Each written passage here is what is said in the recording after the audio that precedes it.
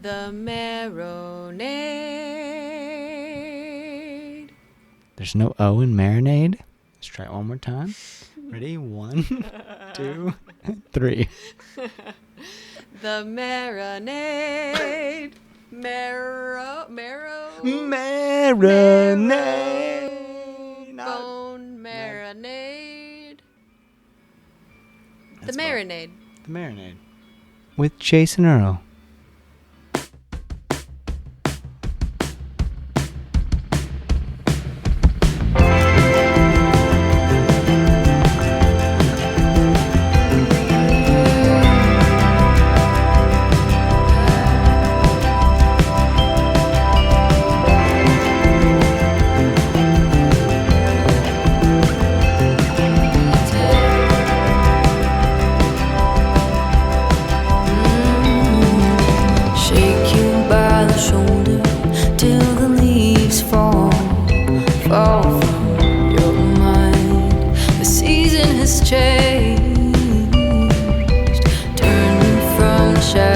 That they cast, what keeps you caged? The stories we tell ourselves. What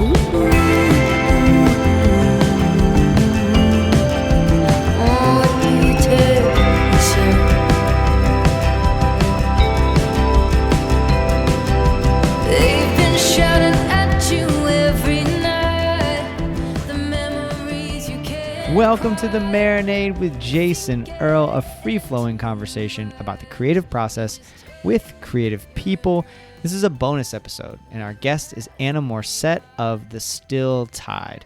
Our bonus series is where we share conversations that may not necessarily make sense as feature episodes, but nonetheless deserve to be heard. This one is so wonderful. It was so much fun. The Still Tide's new record comes out on January 17th. It's called Between Skies. It's a beautiful album, and I'm so excited for y'all to hear it.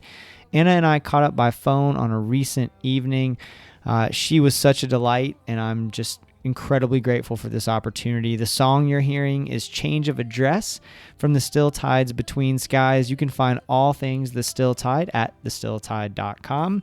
Look for all things Marinade at marinadepodcast.com, including more bonus episodes like this one, concert photography, merchandise, and so much more. Also, follow us on Twitter for updates and conversations about the show. If you really like what we're doing, please consider joining our Patreon community.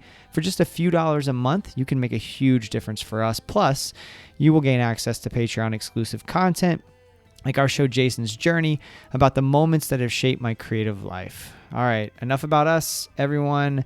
It is my distinct honor to present my conversation with Anna Morsett of The Still Tide.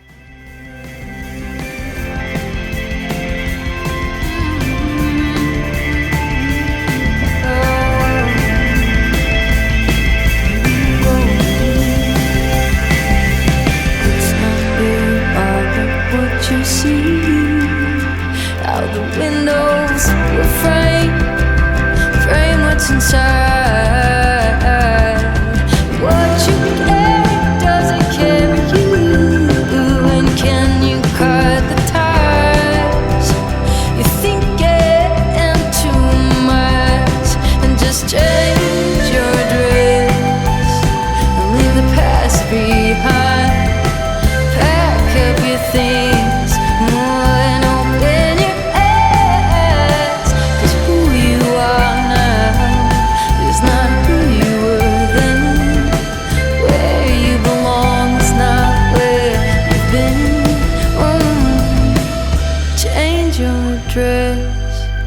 See yourself again.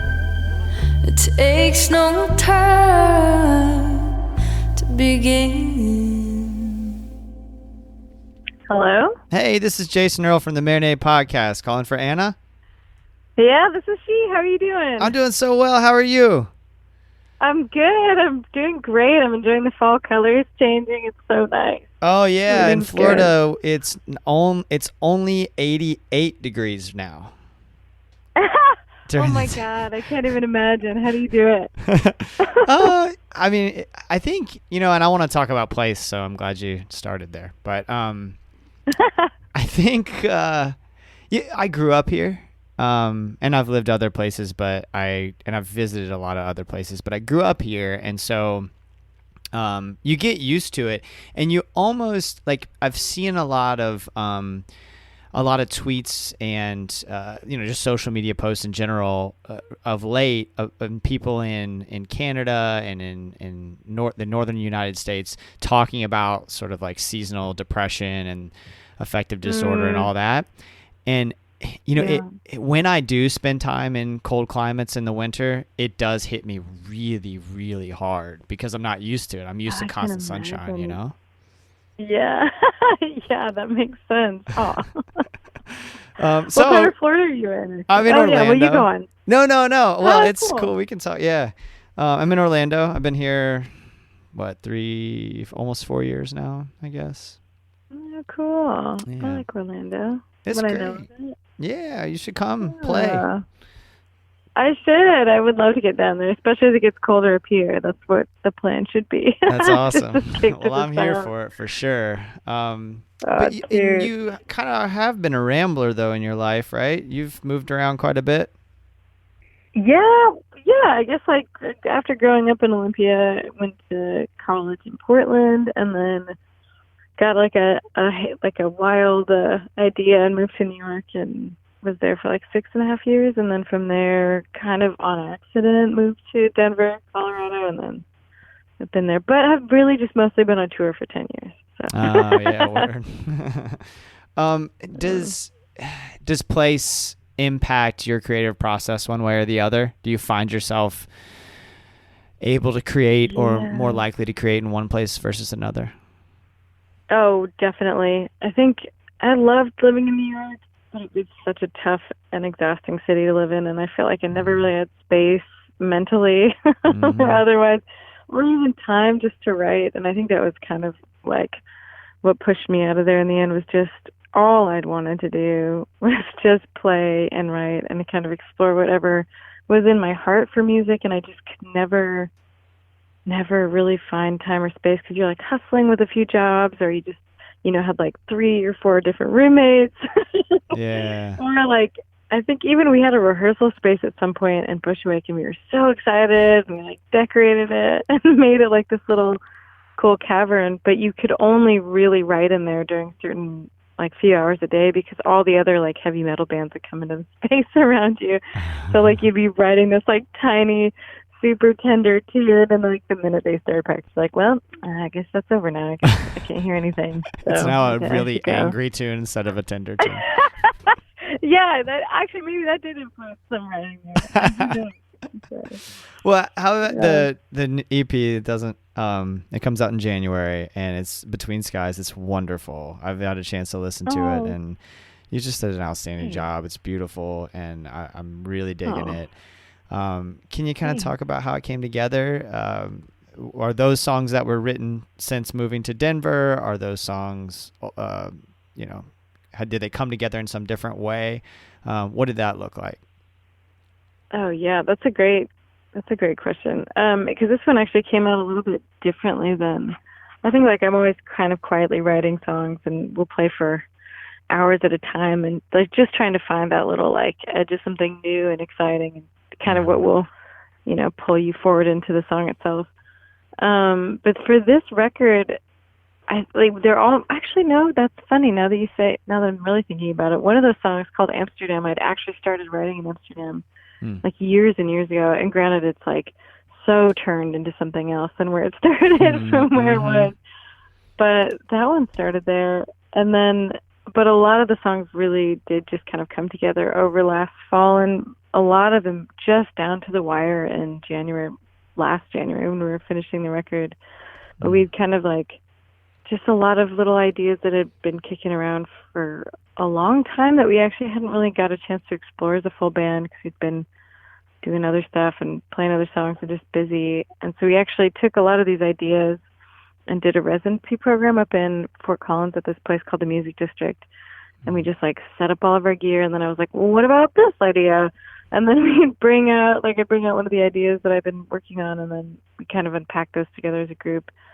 And a lot of the songs that we did that with actually didn't even make the cut for the record. So there's like these little half half-done song babies still in the reserve. But a lot of those did really come out in Colorado, and kind of like really in this weird way. And I think you can kind of tell in their weird like push and pull towards each other lyrically that a lot of the lyrics kind of like came together just within those last few months. Like I think there had been some ideas, and then needed that deadline to really push me into working them through and fleshing them out.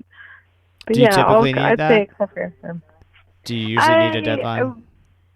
I hate to admit it, but I think so. I think that sometimes like a show is a really good deadline, and like you can like release a first draft at a show and then be like, well, that didn't work and that didn't work, and kind of go back to the drawing board. But yeah, I think I wish I were more disciplined. I think some songs, though, and I'm sure you feel the same, where like they just kind of tumble out of you and they're just there, whereas other ones will take absolute like decades, it seems, to get there. I think that's true for most people. I think, but I don't know. It depends. Like some people I talk to, and the what I'm learning, and this is something I'm trying to practice and with varying degrees of success, is the people who seem to kind of strike that lightning more often.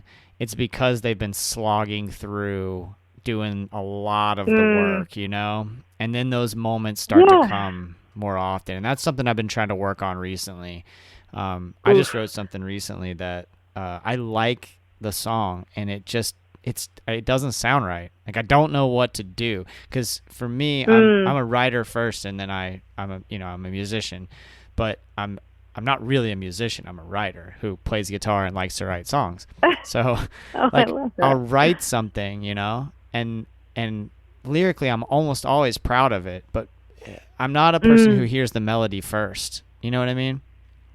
Yeah. Oh, interesting. And so the melody becomes more difficult for me sometimes. Sometimes it's just there, but for the most part, I got to fight through it. So I have this song that's written, and it's just like, it's my first attempt in a long time at writing a love song. Most of my songs are about like social injustice and, a different kind of love. Police brutality. Fun. Yeah. So, because that's what I need to talk about, I feel like that's the thing that pisses me off, and I need to get it out somewhere so I don't go punch somebody or something, or yell at someone. But it comes out that way. But this song I wrote is this beautiful thing, I think, but I just don't, like, it just sounds stupid every time I play it. I don't know if you've been there. I know what you mean. Yeah, definitely. And I feel like I have such a hard time, especially when something becomes really dear and precious to you in a way, and it takes, it's so hard to change it, because it exists for you in one way that you love, even though it's not perfect or like doesn't work yet. I don't know if that's like a similar thing where it takes like it's like that Kill You Darlings kind of like need to edit in a harsh way that, I don't know. But that's funny. That's cool that you write all the lyrics first. I feel like it's always music that comes first for me, and then lyrics, some of it starts there, but a lot of it comes out so much later. And I think that's true for most true musicians, I mean, I think a lot of times it's melody. Like our friend Casey Anderson, he's a good friend of the show. I don't know if you know Casey's work, also Pacific Northwest guy, but I asked him for advice once about it, and he said, about writing a love song specifically, and he's like, the same way you write the other ones, find the melody and then write the song. And I was like, that's not how it goes for me, that's not how it works. Like I don't hear the melody, but musicians, it seems like if you're truly a musician and you're in it, then that melody comes and then the lyrics come more often than not. Yeah, I guess that's true for me, but I guess I love how varied it is. I think it's so fun to talk about this because everyone kind of reveals lays their hands on the table, and you're like, oh, I never thought about doing it that way, or that's so fascinating that's where you started and not this other thing. Well, and I was talking to somebody really recently who said, Sean James is his name, and he said that it all comes at the same time for him, which blew my mind. The lyrics and the melody, and then also just like the sort of feel, all of it just sort of happens for him at the same time when it happens. And I was like, man, I don't know anybody who writes like that. That's crazy. I know. I was like, that's amazing. I want some of that. I know, right? Oh God, I think you're right too about the lightning thing. I think that's a good thing to remember because I feel like, and I'm sure that's like once you're like in the flow of a practice, things start happening more. Yeah. I should remember that every time I get frustrated when the lightning isn't striking. I'm like, well, maybe you just have to be sitting in the right spot for it to strike. Like sit at your desk and your guitar, and then it'll strike. When you're in striking distance. Right. And not beating yourself up too about the when it's not striking, like you just said. Like if that sometimes the ideas just aren't flowing, but you're working on them, and the more you work on them, the more you're digging, the closer you are to striking that gold. Yeah, I think that's so real. Oh my God. It makes me just want to get back there and do it more. Yeah, it's awesome. Oh, good. Well, you did it in a big way on Between Skies, and I want to talk about sort of. So you're a self-described loner, and your biography talks about the duality between like facing outward as the front person of the band, and then also turning inward and being more of an introverted person. How do you wrestle with that, and how does it come out in your creative process? That's a great question. I think I've kind of just recently, within the last year or so, really finally defined that for myself, because I felt kind of like all over the place, because I would write these really tender and dear, kind of quiet songs at home by myself, and that's where my heart really is in the whole mess of it. But then was kind of fronting this rock band, and which was more explosive and more extroverted, and you're kind of performing and jumping off stage and being very social and being very public in a way that is more of a performance. It's sincere, but it's still not quite like who I am internally, I guess. So I think that has been kind of a struggle, especially right now I'm in the middle of this tour, and it's been about 3.5 weeks, and we have just 2 shows left, and starting to feel the edges of just having been so outward on all of these nights of engaging with fans, which has been amazing, and these really lovely crowds, but you're just kind of always on. And I think as an introvert, you do really need to tuck away and kind of restore some of that energy so that you can be this outward facing thing. So I guess as far as music goes, I think in the same way that if I do have that kind of internal space to write and create, and it really is just sitting at this kind of little desk and amps station I have in my apartment and playing for hours until something cool comes out. And then I think that little gem, whatever thing that is, even if it's a riff or a progression or just something that kind of strikes me, I think it kind of rebuilds all of this confidence and this kind of feeling of oh no, I've got some substance here that is important, and that kind of carries me through all the other stuff, I think. And when I don't have that, I think all the other stuff becomes really hard, just being on social media or just trying to promote the project, because you kind of, I think it's almost borderline imposter syndrome, because if you don't feel like you're creating something worthy, you're well, then why would people pay attention to us anyway? And you kind of can fall down that stairwell of self-doubt if you're not too careful. So I think what I've realized now is just having that kind of tender space live and exist, and however those songs grow up, whether they're full band songs or solo songs, I think that's kind of winding itself into something in this reality now. But as far as being a performer in this rock band setting, and now I'm doing it all solo, and in a weird way, it's I can lean on all of the stuff I've done with having a full band, but also I really do get to lean into just being lost in it in a way that I don't think you can in the full band, because you're leading everyone, or you're presenting it all together. But this, I just do most of the set with my eyes closed, and it's very, very tender and kind of intricate and delicate. I want to talk about that too, because somebody said something. I wish I could remember who it was. Somebody said something recently about not opening your eyes on stage, and what is that? I don't know how to say it other than what is that? Yeah, that's a great question, because I think too, with the full band, I do try so hard to open my eyes and look people in the eye and really try to connect like that. But I think it's so funny, because I know how powerful that can be as a performer, and I like that a lot. But then on this tour, I've literally just closed my eyes for so much of it. And I wonder if it's like just wanting so badly to deliver that song so well that I just don't want to get distracted by the room, or if that's just a bad habit that I need to break. But it might be a good habit. That's why I asked the question, because I don't know. I mean, I've played a few open mics just in the last 9 months or so, and it all kind of came out of a conversation like this where someone I was talking to encouraged me to go play. And so I did, and then I got kind of hooked on it, and I started playing fairly often. But I end up like, now granted it's small, they're bars, like there's some cases 5 people paying attention, and some cases 30 at the most.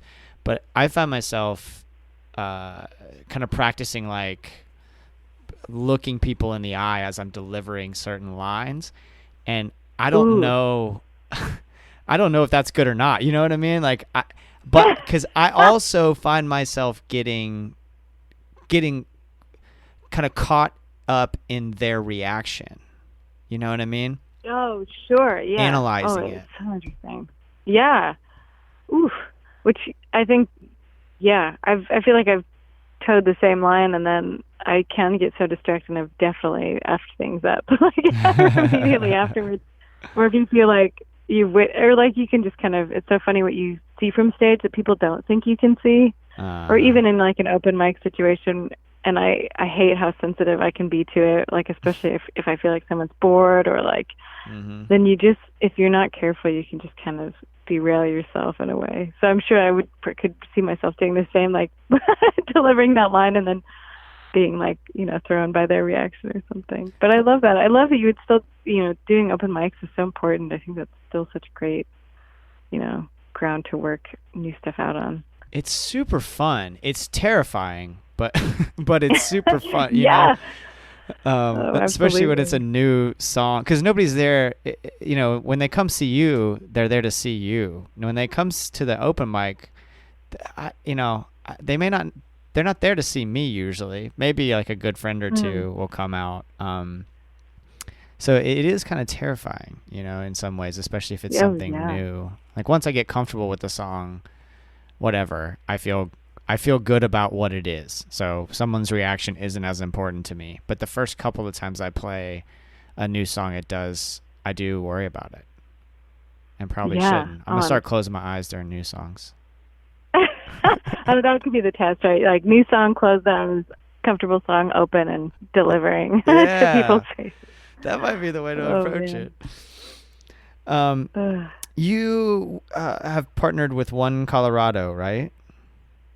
Yeah, we did. We're actually still kind of like working on what that looks like. We're doing like our big release show this January and gonna kind of partner with them in a more specific way and have them more visible at the show. But we're kind of trying to figure out how to make that work for both of us in a way that makes them visible and make it effective. I'm trying to figure that out because it's hard. Like if you want to support a thing, it's like how do you support the thing that you want to support with in the way that you can as a musician, or besides just being vocal about it. But anyway, what would you say? Well, what kind of ideas do you have in terms? Because that's a interesting creative process too. What, like in terms of how you're going to support? Like, can you kind of walk us through what ideas you're bouncing around now? Like you said, other than, of course, being vocal about it, what can you do? Yeah, I think we're doing like some like kind of raffle things. Like a part of the raffles they have for fundraisers, we donate some merch and like tickets. And so whoever like wins those or supports those raffles could potentially come to our shows. And then for the January show, we're going to have like it sounds cheesy the way I'm going to say it now, but like maybe like a little booth or station so that the work that they do at their center, that we can like, have their representatives there and make what they do available to our community and our fans at that show. That's awesome. And then, I'm excited about that because I think as a member of that community, I didn't really know what they offered or what they did until really recently, which I was really surprised by because it's like, these are my people. Yeah. I didn't even know that all these resources were available until someone like, word of mouth kind of had told me.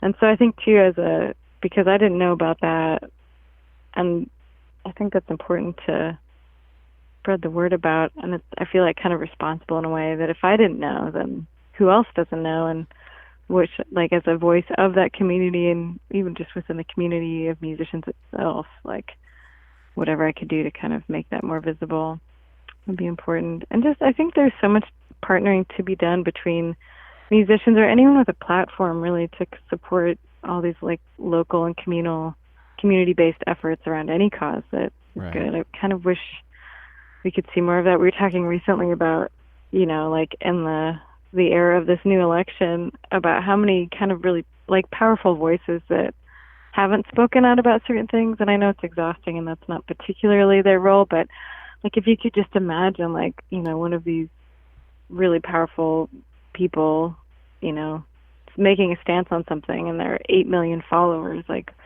wouldn't that make a difference?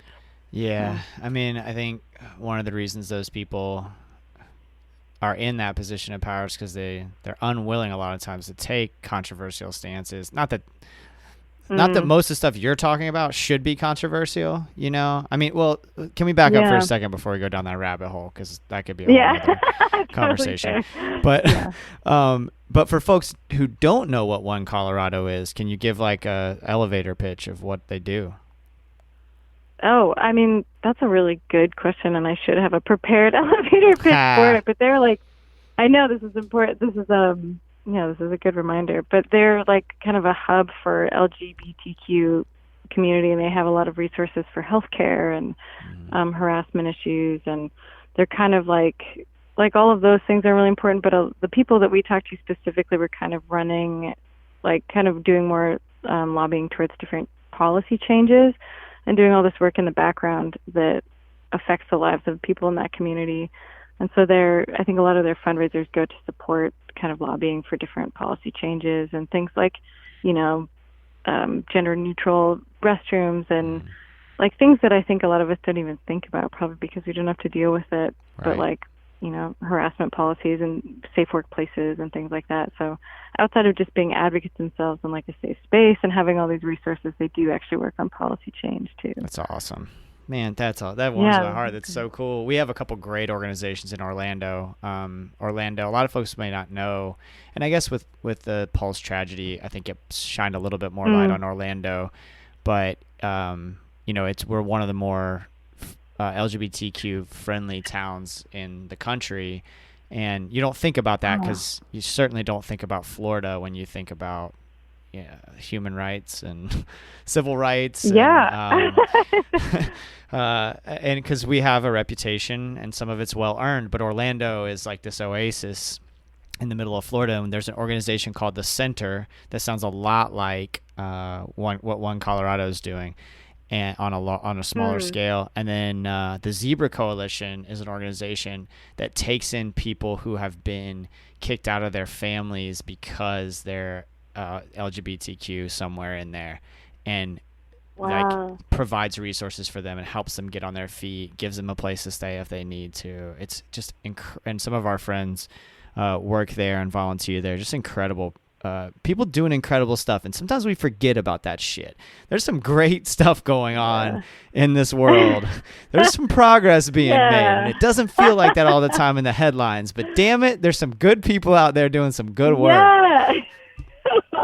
That's just important to be mindful of. I do get so dark sometimes just watching exactly all those headlines come across your phone, and you're like, what's going on? There's no hope. But that's so heartwarming to hear. And I had no idea that Orlando was such a supportive city. I never would have thought about that. So there you go. I had no idea. I'm glad it came up. I think, I mean, it was one of the things that, like, when you go through town, you see pride flags everywhere. You see couples open and out, and like people are just good, for the most part. I mean, like any place, we've got warts, and there are parts of Orlando that aren't quite as friendly, but it's one of the things that I really appreciated about this town when I first started spending time here, for sure. That's so cool. Oh, that makes me think about the whole thing so differently. Like, I think I did kind of have a negative slant on, or just like a wariness to it. But that's natural because, I mean, sometimes we don't think about stereotypes if they're kind of like, how do I phrase this? I think we think of the blatant negative stereotype is so strong sometimes. And then if the reality is dramatically different and it's actually super positive, I don't know that gets the kind of press, Yeah. that it should. I'm super curious about this, and my question may display my own ignorance, and if it does, I'm okay with that because I want to learn. You spent time as a guitar tech with The Tallest Man on Earth and Devil Makes Three, among others, right? Yeah. I in my mind I think of that world as like pretty male dominated. Is that accurate, first of all? And then secondly, was that ever much of an issue for you in that world? Oh, yeah, absolutely. I think earlier on more so, but then over the last few years, I think I've seen a lot more females. But we're still the minority. And funnily enough, on this, I just subbed for Devil Makes Three like a few weeks ago on their tour. And for that moment, which was kind of, we all kind of like, this is crazy, but it was like a slimmed down tour. We were supporting Flogging Molly and Social Distortion. And our entire crew was female. We had a female monitor tech and tour manager, a female front of house. Our merch person was female. I was female. So the entire crew that like ran this show was all female. But it was funny. You kind of forgot because that was the norm for us in this wonderful way that it was so unusual. And you'd have a lot of the local crews just be like, I see you. Like, that's fucking rad that you guys are all ladies on this crew. But in the beginning, definitely. And I think for a long time, as I was just figuring so much stuff out for myself in that world and how to navigate that, it was really hard because I think you didn't realize just how much you needed to assert yourself in a certain way. And there's so much ego and stuff to deal with, especially like years ago when we weren't in these bigger rooms that we are now. I feel like in these bigger spaces, you do see a lot more females, and there's just like a different level of respect for the show itself and the touring party. But those kind of intermediate venues that we went to, it would take so much energy and work just to be like, no, this is my job and I need this thing. Like usually it's something so dumb like I need this space and I need no one else in this space so I can run to stage and need a table. And they're all basic things that are so crucial that if someone decided they didn't think that the table you needed, for example, it's a terrible example, was important and just didn't give it to you. Like it would just take time out of your day and like just kind of general attitudes. And then people come over and because you're like nice and small and female, like I am, would just like want to touch all the guitars or like just things that I'm like surely would never, they would never do if it was like a more dudely male tech. But I think in the beginning it was much harder and definitely dealt with some attitudes. And it wasn't until after the show when I'd like been running around and, doing this kind of intense job that people would acknowledge that I was like, meant to be there. I mean, but now it's a little different. I think I carry myself differently too. Like in what way? Like I think for a long time, not a long time, but there was like a year or so in there where because I wasn't getting any respect or response for the things I needed, which especially the people I was working with at the time were these really intense gigs with like alternate tunings and hard tuning changes and really frequent tuning changes. You need a lot of space, which is also not particularly usual for a guitar tech, especially at the venue sizes you would need.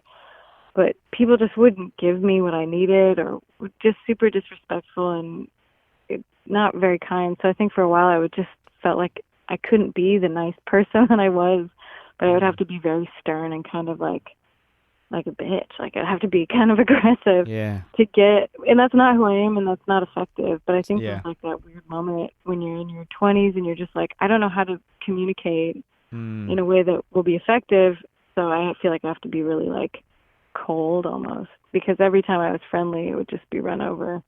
But I think like, that was like a moment, very brief pop in the whole thing. But coming like years later now, you just, what you need and you know how to be assertive without being mean or cold. And not to say I was ever really mean, but I think for me, if I'm not like super warm and engaged, it doesn't feel good. So that sounds like a good way. I can relate. I can definitely relate to that. Like and that's for me, it's purely anxiety. It's purely like my anxiety coming up analyzing some interaction I had, even if, and nobody gives a fuck. It's never like I've never really offended anyone in those instances, and I still walk away from it like beating myself up about the way I said something or the tone I used, yeah. you know? God, I totally know what you mean. Yes. Yeah, no, I still do that. Yeah, I do too. Not as much though. I've been working on it. I probably folks who listen to the show know that that for 2.5 years now I've been in therapy for my anxiety, and it just makes a huge difference for me. Like I still have my moments, but for the most part, I know how to control it. I know how to work on it and work through it. Yeah. But before I recognized it was bad. Yeah. I mean, that's a real thing. That's like, I deal with my own little batches of anxiety as well. And it sucks. It kind of renders me useless sometimes in a way that's really unfortunate. So what do you do? Overwhelmed. What do you do to stay centered? Ooh, that's a good question. I think I'm like relearning how to do that out here on the road right now, just because I haven't had so much alone time. But because it usually is really just like alone time of like recentering. And I think actually what I've realized this year, that a lot of how I like sort myself mentally and like just how I am in the world, I do that all through playing music. And I broke my hand while teching on tour this last spring. Oh no. And which it's terrible. It was like the third show into this like, over a month-long tour, and just broke it so badly. And so that was a pain, and what a sadness. But I was in a cast for like however many weeks and in a brace, and I couldn't move it. And I just became so out of sorts because I couldn't figure out how to kind of like center myself again, because a lot of that was through playing it with my left hand. I couldn't fret or do anything. And then even when I did get the brace off and got the clearance to play again, it was all those muscles had just atrophied and died. So it was so hard to get back. And I mean, even now, it's still not quite where it was. And that was like, the break happened in April, like almost like a full, like 5.5 months later. But I think that was interesting to realize just how much I relied on that practice to just be a good person. It was just so anxious and out of sorts and just kind of like couldn't land. So I would write a lot as like, which is another like, I guess the other side of that same practice. And that kind of centers me, and just trying to take time for myself, and especially first thing in the morning. I think jumping into like a ton of emails never really, the day doesn't ride quite well. But as I start with myself and just write and kind of focus where I am and what I need, I think everything is so much easier. And kind of like goes back to that same thing I was thinking about earlier, where if like I'm writing and like that's flowing and I feel good about that, everything else in my life is like infinitely better and easier, and I can handle it all. But if it's not quite there and I don't have time or space to do that, then I think all the edges of anxiety and doubt and just feeling overwhelmed, like all creep up at once, and it can be really hard to get out of the woods, I guess. Right. Those feelings of that. But that's such an important realization. I mean, I know that if I read, write, and exercise every day, like it doesn't have to be a ton, it could be a walk, it could be a bike ride, just some sort of exercise. I read and I write, and I try to start off every day by writing, doing my morning pages every morning. Yeah. If I do that, I'm better. Period. It's not magic, It's not like some kind of mystical formula. Just do the shit, Ted. That's so real. I think I didn't realize for a long time how much of a practice everything like that is, and that maybe all the people I look up to also have practices. They just, they happen in secret. We don't see them all the time. But I feel like that it's so much more common than I realized, that we all do need that stuff. Yeah. I think more than ever now. And it's funny too, the exercise piece, I will one day, but I wish I could be a runner. But the last few tours I've been on, the bands I've been with, they all go running. Yeah. And I think that's like such a marked change in like how tour life has evolved.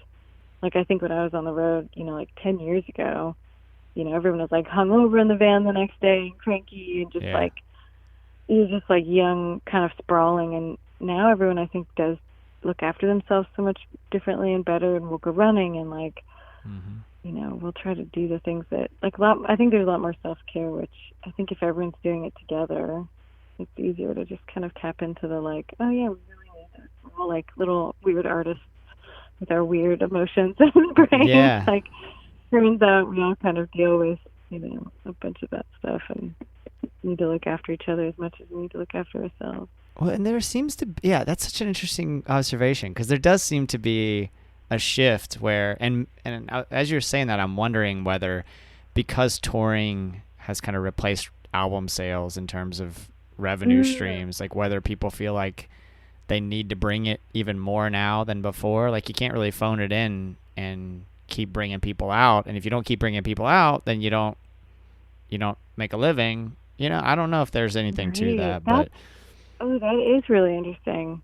I bet there is that kind of, I don't know, like more pressure in a way. I wonder about that too with social media, and that like anything that happens at a show now, because of cell phones and cameras, that everyone will know about it if it goes poorly or if it goes well. Like, I think that's interesting, and I like kind of glad that I grew up in the era that I did, that we didn't really hit that, and within that world, within music for a long time. But I feel like you just kind of shortchange a lot of these people that are just beginning and experimenting and figuring so much stuff out. Mm-hmm. Like, if you can document it all, and I don't know, there's so much to be said for all those moments that we all had early on where it was just you and the people in the room, and that's where it ended. Yeah. Like, you can leave with a feeling and not so much the document of the feelings. And it doesn't translate either. I mean, I've watched a cell phone video of neither. somebody's performance, it's not even close to what the real thing felt like. It's so hard to capture a live performance, even when you have the best videographers and the equipment and great editors and directors and everything. Like, you can't. It's magic. You can't video magic and translate that to being the same experience as if you were there. Yeah, absolutely. Which is, in one way, great. Maybe, the live show will still live on, but that is so true. Yeah. But yeah, that's funny to think about. Just kind of this different pressure, right? Just because of all the digital stuff. That's interesting. Yeah. Well, thank you so much for everything. You've given me more than I possibly could have asked. This was so much fun. Between Skies is beautiful. It's excellent. Thank you so much. That means the world to me. I'm glad. I'm excited for folks to hear it. You got one single out so far, right? Yeah, we release our next one on Thursday, on October 3rd. Yeah.